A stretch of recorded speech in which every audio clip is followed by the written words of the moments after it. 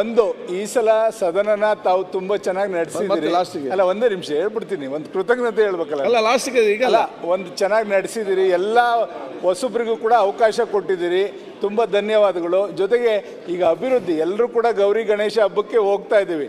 ಸನ್ಮಾನ್ಯ ಮುಖ್ಯಮಂತ್ರಿಗಳು ಇಲ್ಲಿ ಇರೋದ್ರಿಂದ ಈ ಸಲ ಮಾತಾಡ್ತಾರೆ. ಈಗ ಅನುದಾನದ ದಯಮಾಡೋದೊಂದು ಮುಖ್ಯಮಂತ್ರಿಗಳು ಅನುದಾನ ಕೊಡೋದನ್ನ ದಯಮಾಡಿ ಎಲ್ಲಾ ಪಕ್ಷದವ್ರಿಗೂ ಕೂಡ ತಾರತಮ್ಯ ಇಲ್ದಂಗೆ ದಯಮಾಡಿ ಹೇಳ್ಬೇಕು ಅಂತ ನಾನು ಇಲ್ಲಿ ಒತ್ತಾಯ ಮಾಡ್ತೀನಿ. ಅಧ್ಯಕ್ಷರೇ, ಈಗ ನಾವು ತಕ್ಷಣ ಒಳಗೆ ಬಂದಿದ್ದೇನೋ ಅಂದ್ರೆ ಮುಖ್ಯಮಂತ್ರಿಗಳವರೇ, ಉಪಮುಖ್ಯಮಂತ್ರಿಗಳವರೇ ಅಧ್ಯಕ್ಷರೇ ಉತ್ತರ ಕೊಡ್ತಾರೆ.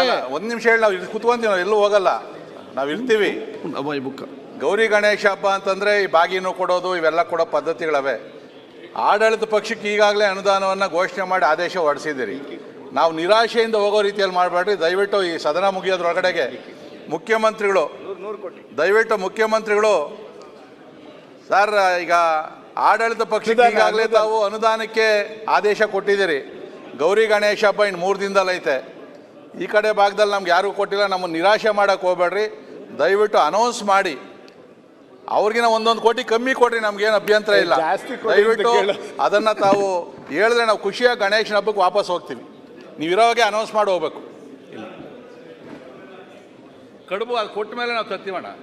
ಈಗ ನ್ಯೂಸ್ ಫಸ್ಟ್ ನಿರ್ಭೀತಿಯಿಂದ ನಿಮ್ಮ ಪರವಾಗಿ.